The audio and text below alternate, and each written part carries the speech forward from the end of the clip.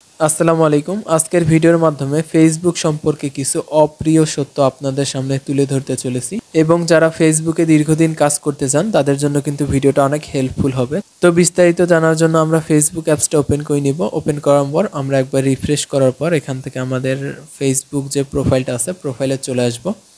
তো প্রোফাইলে চলে আসার পর এখান থেকে আমরা কি করব, এখান থেকে থ্রি ডটে ক্লিক করে দিব।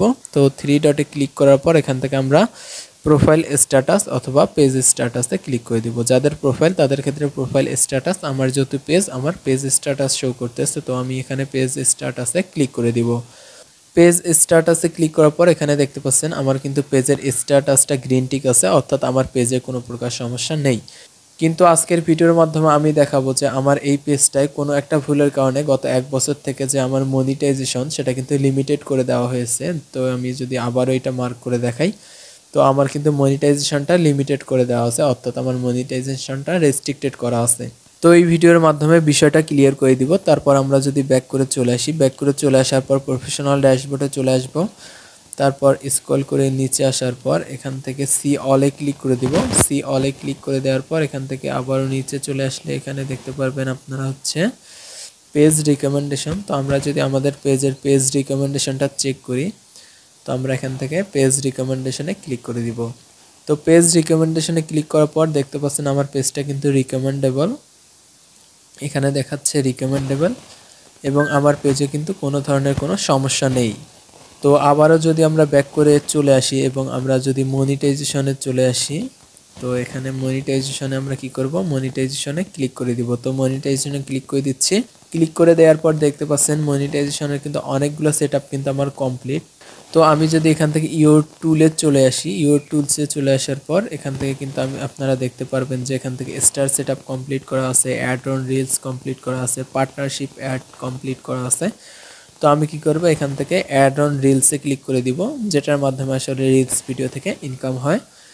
তো এখানে দেখতে পাচ্ছেন $0 শো করতেছে। তো এখান থেকে আমরা ফাইন্ড আউট মোরে ক্লিক করে দিব।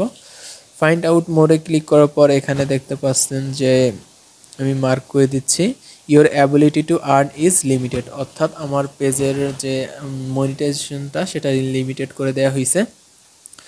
তো এখানে দেখতে পাচ্ছেন your page lost access to some monetization tools because your content was flagged by our technology, if we are flagged again you could close access permanently. অর্থাৎ এখানে বলা হয়েছে আমার কোনো একটা ভিডিও ফ্ল্যাগ কন্টেন্ট ধরার কারণে কিন্তু আমার মনিটাইজেশনটা লিমিটেড করে দেওয়া হয়েছে এবং আমরা যদি একই ভুল বারবার করি তাহলে আমার যে পেজটা আছে সেটা কিন্তু পার্মানেন্টলি ডিসেবল করে দেওয়া হবে। তো তারপর এখানে নিচে দেখতে পাচ্ছেন ফাইন্ড আউট মোর, তো আমরা এখান থেকে ফাইন্ড আউট মোরে ক্লিক করে দিব। তো ফাইন্ড আউট মোরে ক্লিক করার পর এখানে দেখতে পাচ্ছেন সেম যে টেক্সটটা সেটা কিন্তু শো করতেছে। তো তারপর এখান থেকে আমি যেটা দেখাবো সেটা দেখার জন্য হয়তো অনেকেই প্রস্তুত ছিলেন না। তো এখান থেকে আমি মার্ক করে ডেটটা দেখাচ্ছি, এটা হচ্ছে 2024 20 মার্চ, অর্থাৎ 2024 সালের মার্চ মাসের 20 তারিখে কিন্তু আমার এই অ্যাক্সেসটা চলে যায়।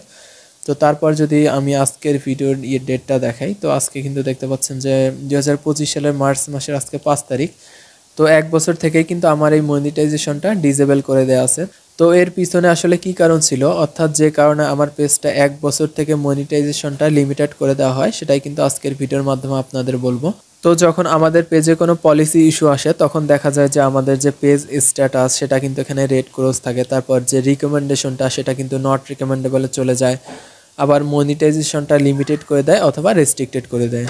তো যখন আমাদের পেজ অথবা প্রোফাইলে কোনো সমস্যা হয় তখন কিন্তু আমরা অনেক সময় দেখা যায় কিছু না বুঝে কিন্তু আমরা কি করি, আপিল করি, অর্থাৎ আমাদের পেজটা রিভিউয়ে পাঠাই দিই। তো আপনার পেজে যদি এরকম কোনো রকম সমস্যা দেখা দেয় তাহলে কিন্তু অবশ্যই আপনাকে বুঝতে হবে যে কি কারণে আপনার পেজে সমস্যাটা হয়েছে, তারপর কিন্তু সেই সমাধানটা করতে হবে, তারপর রিভিউয়ে পাঠাইতে হবে।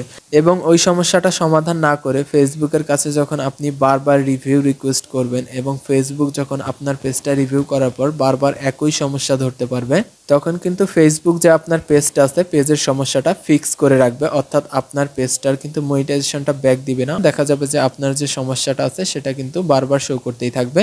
তো আপনাদের পেজে যদি কোনো রেস্ট্রিকশন আসে অথবা মনিটাইজেশনটা ডিসেবল করে দেওয়া হয় তাহলে কিন্তু অবশ্যই আপনাকে খুঁজে বের করতে হবে যে আসলে কি কারণে আপনার ফেসবুক পেজটাকে ডিসেবল করছে।